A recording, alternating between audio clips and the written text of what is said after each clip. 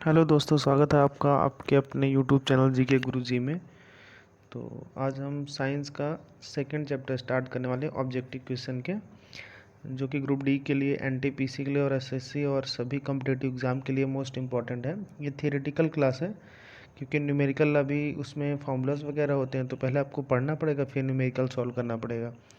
तो ये हम थियोरेटिकल क्लास देखते हैं, कुछ ऑब्जेक्टिव टाइप क्वेश्चन है वो सॉल्व करते हैं। ठीक है, एग्ज़ाम की दृष्टि से ये आपको मोस्ट इम्पॉर्टेंट क्वेश्चंस हैं। ठीक है, ये आपको याद रखने हैं या फिर अपने एक नोट्स बना लेने हैं, शॉर्ट नोट्स टाइप के। ठीक है, वही बार बार रिवीजन करना है एग्ज़ाम तक, क्योंकि इसमें से most of question repeated question है और एग्ज़ाम में आए हुए क्वेश्चन हैं ये। ओके, तो आइए बिना देरी के स्टार्ट करते हैं। तो ये फर्स्ट क्वेश्चन है हमारा, किसी निर्दिष्ट दिशा में किसी वस्तु की गति को क्या कहा जाता है। तो दोस्तों, निर्दिष्ट दिशा मीन्स होता है दिए गए दिशा। निर्दिष्ट मतलब होता है दिए गए। जैसे कोई आपको दिशा बता दिया जाए और उसी दिशा में कोई वस्तु ऐसे गति करे, ठीक है, तो उसको का क्या कहा जाता है वो आपको बताना है। जैसे गति, कोई वस्तु गति कर रही है, ठीक है, तो गति कहीं भी कर सकती है, वो फिक्स डायरेक्शन नहीं हो सकता। विस्थापन, एक वस्तु का दूसरे जगह जाना विस्थापन कहलाता है। तो ये सब चीज़ें नहीं होंगी। अब आपको इसमें से करेक्ट ऑप्शन चूज़ करना है कि कौन सा सही होगा। ठीक है, तो ऑप्शन नंबर आपका सी सही होगा। दिए गए दिशा में किसी वस्तु की गति को क्या कहा जाता है। ठीक है, तो उसे क्या कहा जाता है, वेग कहा जाता है। क्वेश्चन नंबर 2 हम देख लेते हैं, क्या है आपका, किसी पिंड का वेग समरूप कहा जाता है जब जब क्या हो, आपका वेग का मान और दिशा दोनों नियत हो। मीन्स ऑप्शन नंबर सी, जब दोनों ये कांस्टेंट होते हैं। नियत मीन्स क्या होता है, कांस्टेंट मतलब एक समान, ठीक, बदले नहीं।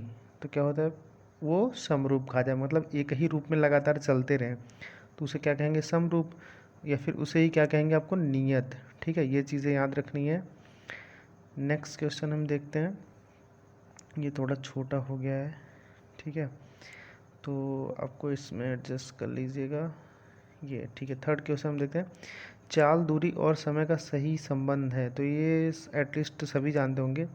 चाल बराबर होता है दूरी बटा समय। चाल को एस से डिनोट करते हैं, स्पीड, दूरी को डी से, और समय को टी से, टाइम। तो चाल बराबर होता है दूरी बटा समय, S equal to D upon T. ठीक है, तो डी अपान टी कहाँ पे है, ये सेकेंड ऑप्शन में आपका। ठीक, तो ये सेकेंड ऑप्शन आपका सही होगा। ठीक है दोस्तों, तो फिर आइए हम नेक्स्ट क्वेश्चन पे चलते हैं। किसी वस्तु का वेग और औसत वेग तब बराबर होते हैं, मतलब जब वस्तु, आपको बताना है कब बराबर होते हैं, जब क्या हो, वस्तु का त्वरण क्या होता है, शून्य होता है। ठीक है, जब वस्तु में कितना त्वरण हो, शून्य त्वरण हो। ठीक है, नेक्स्ट क्वेश्चन हम देखते हैं आपका, ये रहा आपका क्वेश्चन नंबर 5, किसी पिंड का विस्थापन समय के समानुपाती पाया जाता है।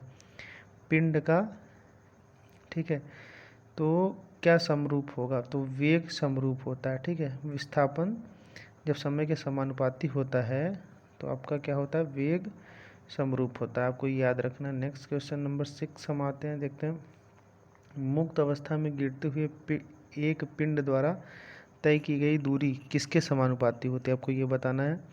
तो इसमें किसके समानुपाती होगी, आपको बताना है। क्वेश्चन नंबर 6, जो एक पिंड है वो तय की गई दूरी किसके समानुपाती होती है, तो गिरने का जो समय का वर्ग है, ठीक है, ये ऑप्शन नंबर सी इसके समानुपाती होती है। ठीक, नेक्स्ट क्वेश्चन हम देखते हैं आपका, 5 किग्रा की वस्तु 40 न्यूटन के बल को लगाने से प्राप्त त्वरण निम्नवत होगा। ठीक है, आपको ये बताना है कि 5 किग्रा की किसी वस्तु पर, ठीक है, 40 न्यूटन के बल को लगाने से कितना त्वरण प्राप्त होगा। तो आपको ये कैसे लगाना है, आपको इसमें और इसको डिवाइड कर देना है। ठीक है, F बराबर m में होता है एक फार्मूला, F बराबर m और a। तो m मीन्स होता है आपका मास, मास मीन्स वज़न, ठीक है, ये जो दिया है आपका 5, और a मीन्स क्या होता है, जो आपका पूछा गया है। ठीक है, इसको आप कन्वर्ट कर लीजिए, तो फार्मूला चेंज हो जाएगा आपका a equal to F upon M. तो एफ आपका दिया है कितना 40 न्यूटन और एम कितना दिया है 5।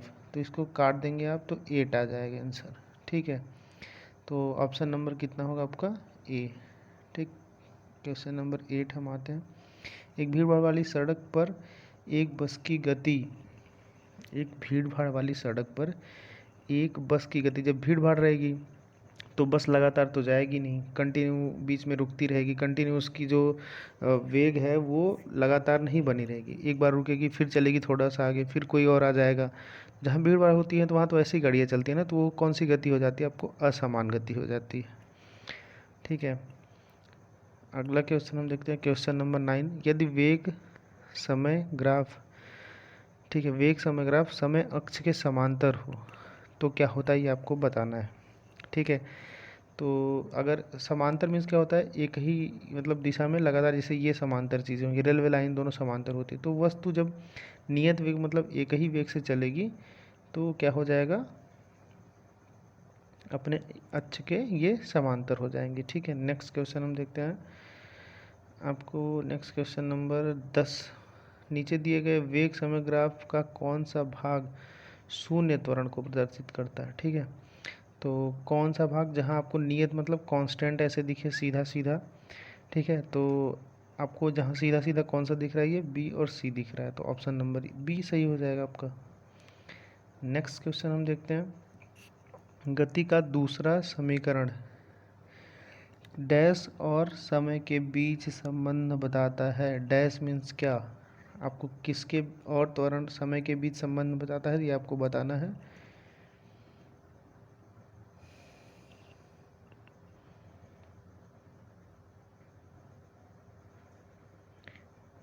गति का दूसरा समीकरण डैश और समय के बीच संबंध बताता है। क्वेश्चन नंबर 11 इसका होगा स्थिति और समय के बीच। ठीक है, ऑप्शन नंबर आपका हो जाएगा ये रहा डी। ठीक, नेक्स्ट क्वेश्चन हम देखते हैं, निम्नलिखित में से कौन सी मात्रा चाल के साथ इसकी गति निर्दिष्ट करती है। निर्दिष्ट मतलब फिक्स करती है। ठीक है, तो वेग जो होती है चाल के साथ गति निर्दिष्ट करती है। नेक्स्ट क्वेश्चन हम देखते हैं।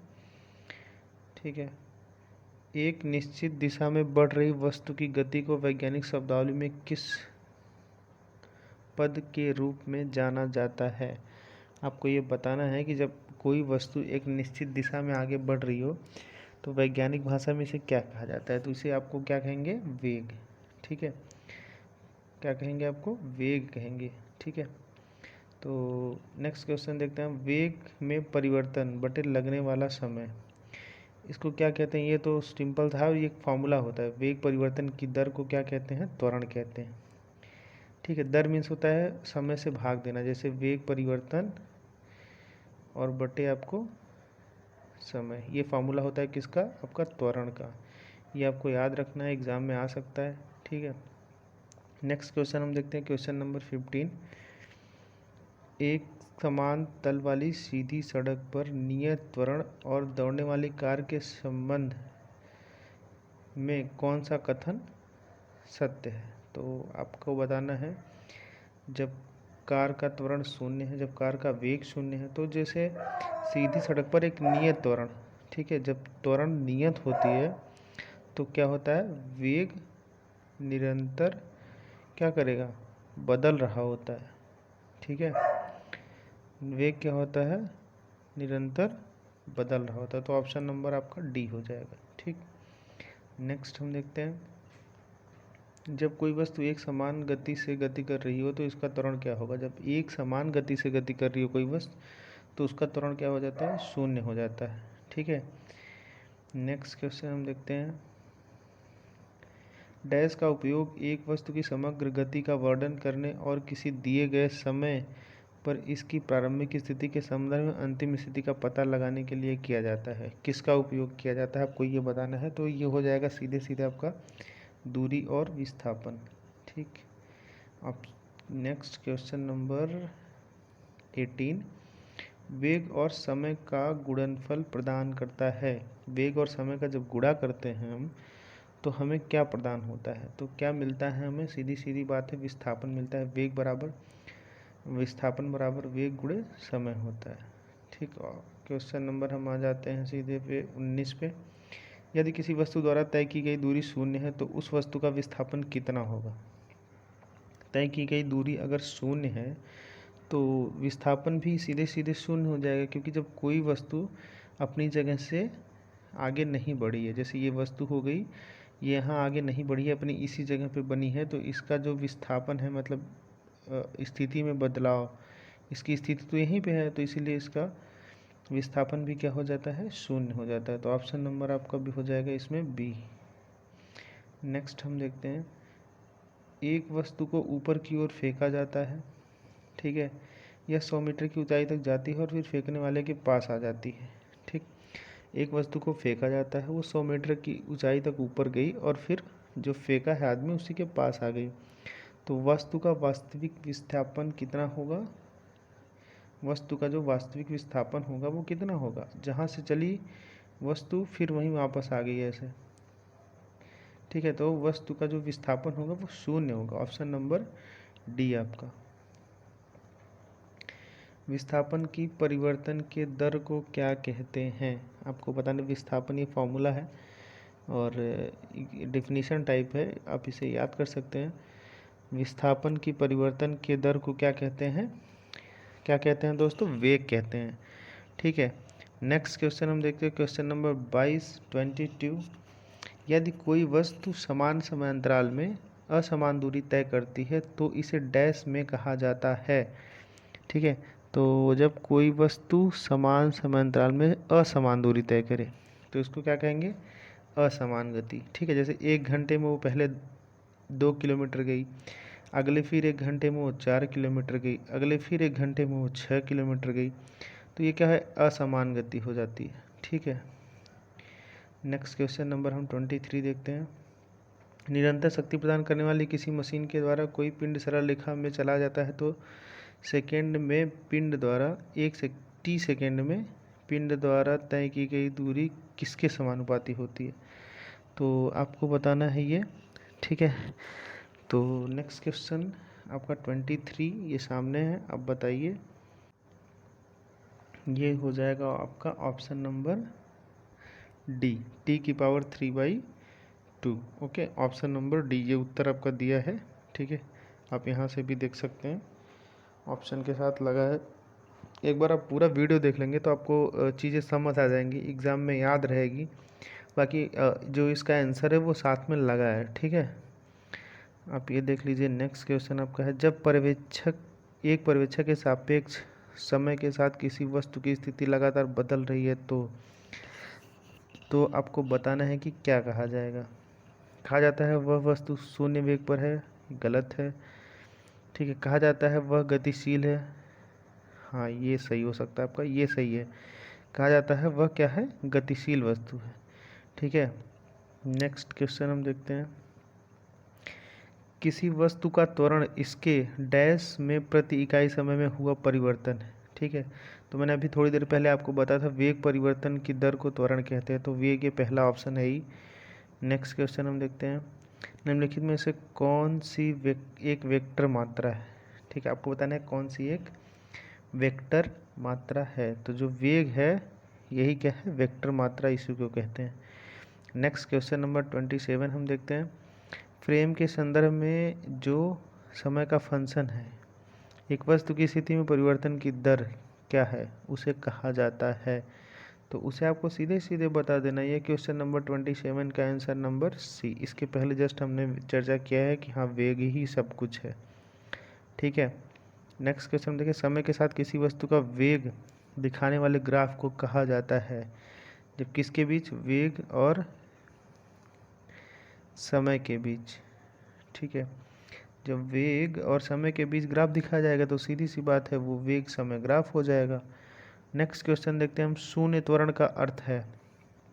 शून्य त्वरण का अर्थ क्या है, जब कोई वस्तु वेग ना करे। ठीक है, जब कोई वस्तु मतलब के अंदर गति ना हो या फिर उसका वेग स्थिर हो। ठीक है, तो ऑप्शन नंबर ए आपका सही हो जाएगा। नेक्स्ट क्वेश्चन, धनात्मक त्वरण का अर्थ है। धनात्मक त्वरण का अर्थ ये होगा कि वस्तु का वेग बढ़ रहा होगा। ठीक है, ये ऑप्शन नंबर सी। गति का समीकरण, द्वितीय समीकरण। ठीक है, गति का आपको द्वितीय समीकरण बताना है। तो s बराबर U T plus half A T square. ठीक है, ऑप्शन नंबर कहाँ दिख रहा है, s बराबर U T plus half A T square, option number D. ठीक, शून्य से स्वतंत्र रूप से गिरने वाली वस्तु में, शून्य से स्वतंत्र रूप से गिरने वाली वस्तु में क्या होता है, समान त्वरण होता है।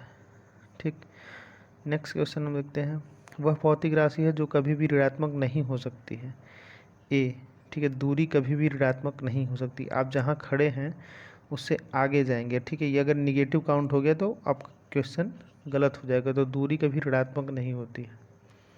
आगे हम देखते हैं क्वेश्चन नंबर 34। कोई पिंड v वेग से ऊपर की ओर ऊर्ध्वाधर रूप में फेंका जाता है। यह ऊंचाई s तक पहुंचने के बाद पृथ्वी की ओर लौट आता है। पिंड द्वारा तय की गई दूरी तथा विस्थापन का अनुपात होगा। तो पिंड द्वारा तय की गई दूरी और विस्थापन का अनुपात कितना हो जाएगा आपका, अनंत हो जाएगा। ठीक है, क्योंकि दोनों चीज़ें फिक्स नहीं, अनडिफाइंड है ना। नेक्स्ट क्वेश्चन नंबर 35 हम देख लेते हैं। किसी पिंड के वेग समय ग्राफ सरल रेखा में आता है तथा मूल बिंदु को जो एक्स अक्ष को छूता है तो पिंड गतिशील है।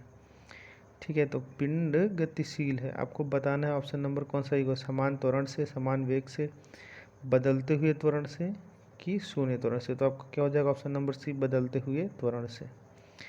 क्वेश्चन नंबर 36, किसी वाहन की गति माप यंत्र बताता है, उसकी कौन सी का चाल बताता है। तो आपको ये बताना है जैसे तत्क्षणिक चाल, जैसे उसी समय की चाल बताता है। जो गाड़ियों में जो स्पीडोमीटर लगे होते हैं वो उसी समय की चाल बताता है। जैसे गाड़ी 60 में चल रही है तो 60 ही बताएंगे, तो उसे तात्क्षणिक चाल कहते हैं। ठीक है, नेक्स्ट हम क्वेश्चन नंबर 37 देखते हैं। एक समान त्वरण पर गति के समीकरण में कौन सा समीकरण सही है।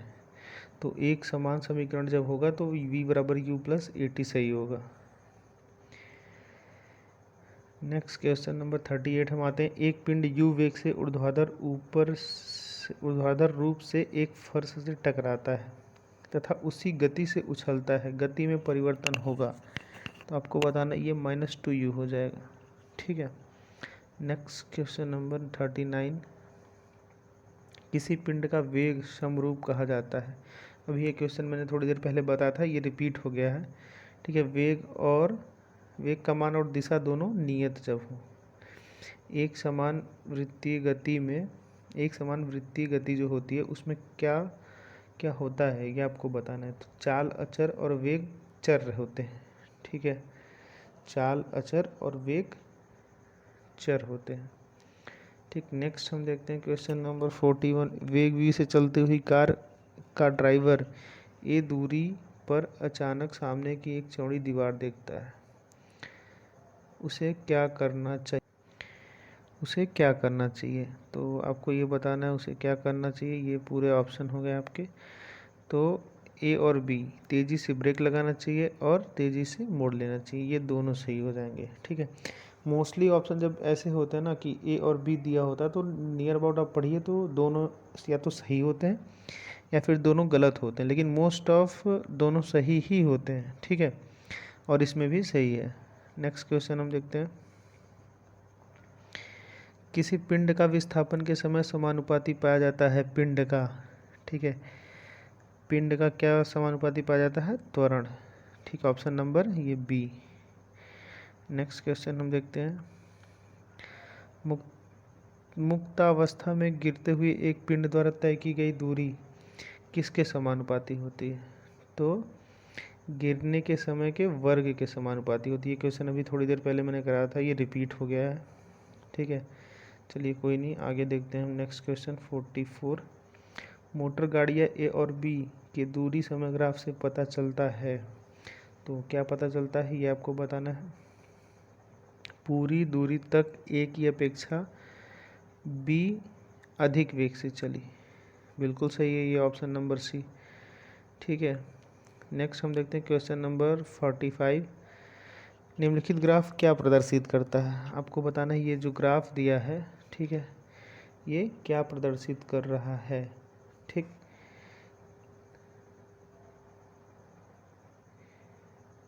ये ग्राफ जो दिया है, ये जो ग्राफ दिया है ये, ठीक है, ये क्या प्रदर्शित कर रहा है। ठीक, आइए हम देख लेते हैं जो ये ग्राफ है ये प्रदर्शित क्या कर रहा है। ये आपका एक समान त्वरण प्रदर्शित कर रहा है। ठीक है, नेक्स्ट हम देखते हैं अगला क्वेश्चन। ये अगला क्वेश्चन आपका, शून्य से स्वतंत्र रूप से गिरने वाली वस्तुओं की एक समान गति होती है, समान वेग होती है, समान त्वरण होती है, समान बल होता है, ये आपको बताना। तो जो एक समान या फिर स्वतंत्र रूप से वस्तुएं गिरती हैं उनमें क्या होती है, स्वतंत्र या फिर समान त्वरण होती है। ठीक है, नेक्स्ट हम देख लेते हैं क्वेश्चन नंबर 57। एक वस्तु असमान वेग तथा समान त्वरण से गतिमान है तब, ठीक है, असमान वेग तथा एक सेकेंड, एक वस्तु असमान वेग तथा समान त्वरण से गतिमान है, तो आपको बताना है, ठीक है, आपको क्या बताना है। ये क्वेश्चन थोड़े मिस्टेक्स हो गए हैं नंबरिंग में। ठीक, आपको बताना है कि वेग समय ग्राफ रेखीय होगा या फिर कैसा होगा। ठीक है, तो वेग जो समय ग्राफ है वो क्या होगा, रेखीय होगा। Option number C. पिंड का त्वरण प्रदर्शित करता है, क्या प्रदर्शित करता है वही आपको बताना है। Option number B, D square S upon D T square. Next question number 49। एक कण एक समान वेग से गतिमान है, कण की गति के संबंध में निम्नलिखित में से कौन सा कथन सत्य है। ठीक है, कौन सा कथन सत्य है वो आपको बताना है। तो फिर इसमें से कौन सा कथन सत्य है, इसकी त्वरण शून्य, ऑप्शन नंबर बी दिख रहा है आपको, वेरी गुड। ठीक है, नेक्स्ट क्वेश्चन हम देखते हैं। दो क्वेश्चन हो जाएंगे एक स्लाइड में। ठीक है, एक समान वेग से चलती किसी वस्तु का त्वरण कितना होगा, शून्य होगा, आपको ये बताना है। बहुत इजी क्वेश्चन है, पिछले 6 बार पिछले वीडियो में पिछला जो अभी क्वेश्चन बीता है आपका उसमें 6 बार ये रिपीट हुआ है। मंदता का अर्थ क्या है, ठीक है, ऋणात्मक त्वरण। ठीक, दूरी कभी ऋणात्मक नहीं होती लेकिन आपका त्वरण जो है वो ऋणात्मक हो सकता है। ठीक, तो मंदता मतलब कि धीरे धीरे किसी वस्तु का धीरे चलना या फिर धीरे होना क्या हो सकता है, वो ऋणात्मक त्वरण हो सकता है। ठीक है, नेक्स्ट क्वेश्चन हम देखते हैं क्वेश्चन नंबर 52। किसी वस्तु का वेग व्यतीत हुए समय के साथ समानुपाती होता है तो वस्तु का क्या समान होगा या असमान होगा, आपको बताना है। तो त्वरण जो होगा वो एक समान होगा। क्वेश्चन नंबर 53 डैश एक वस्तु की प्रति इकाई में समय वेग में परिवर्तन की माप है। ठीक है, आपको बताना है समय वेग में परिवर्तन की माप है त्वरण। ठीक है, ये क्वेश्चन अभी 3-4 बार रिपीट हो चुका है। नेक्स्ट क्वेश्चन हम देखते हैं। एक साइकिल स्थिर त्वरण से चलायमान है, पीछे के पहिए पर घर्षण बल है। एक साइकिल जब चल रही है, ठीक है, तो उसमें पीछे के पहिए पर कौन सा घर्षण बल लगेगा या फिर किस दिशा में लगेगा। तो घर्षण बल आपको याद रखना, जब भी घर्षण बल का नाम आए तो ये हमेशा अपोजिट साइड लगता है। जैसे अगर आप आगे जाएंगे तो घर्षण बल पीछे लगेगा। ठीक है, आप आगे चलने की कोशिश कर रहे हैं तो घर्षण बल आपको पीछे ढकेलने की कोशिश करेगा। ठीक, तो ये हो जाएगा आपका पश्चिम दिशा में। यदि वेग समय ग्राफ समय अक्ष के समांतर हो तो गति होती है, कैसी गति होती है आपको ये बताना है। गति ये कैसी होती है, एक समान गति या फिर असमान गति का मैंने अभी 2-3 डिफिनीशन बताया पीछे। ठीक है, वीडियो आप बार बार देख लेंगे तो क्वेश्चंस आपको याद हो जाएंगे। समान त्रिज्या की एक लोहे की गेंद व एक लकड़ी की गेंद को निर्वात में h ऊंचाई से गिराया जाता है, दोनों को पृथ्वी तक पहुंचने में लगा समय होगा। आपको बताना है एक लोहे की गेंद एक लकड़ी की गेंद समान ऊंचाई से निर्वात मतलब जहां हवा ना हो या वायुमंडल ना हो, ठीक है, गिराई जाती है तो वो दोनों साथ में गिरेंगी ज़मीन पे। ठीक है, बिल्कुल समान, थोड़ा सा भी आगे पीछे नहीं होंगी। अगला हम देखते हैं एक समान त्वरित गति के लिए वेग समय ग्राफ क्या होता है। ठीक है, वेग समय ग्राफ अभी जस्ट थोड़ी देर पहले हमने देखा, एक ऐसे ऐसे बना था और एक सरल रेखा थी। ठीक है, तो वैसा ही ग्राफ बनेगा, तो आ जाएगा इसमें ऑप्शन नंबर ए, सरल रेखा। ठीक है दोस्तों, तो ये रही हमारी आज की सेकेंड क्लास, और आप ऐसे ही जुड़े रहिए हमारे चैनल से, और वीडियोस के लिए चैनल को सब्सक्राइब करें। ये सब जितने भी ऑब्जेक्टिव या फिर मल्टीपल चॉइस क्वेश्चंस हो रहे हैं आपको एग्ज़ाम में बहुत हेल्पफुल होंगे। ठीक है, आप इनके क्वेश्चंस और आंसर्स लिख लीजिए और नेक्स्ट वीडियो का वेट कीजिए, ये आपको एग्ज़ाम में हेल्पफुल लगेगा। ये पूरी सीरीज़ आप देखिए और एग्ज़ाम तक रिपीट कीजिए। ठीक है, जो न्यूमेरिकल की क्लासेस होंगी वो भी आपकी ऐड कर दी जाएंगी। ठीक, वीडियो देखने के लिए थैंक यू।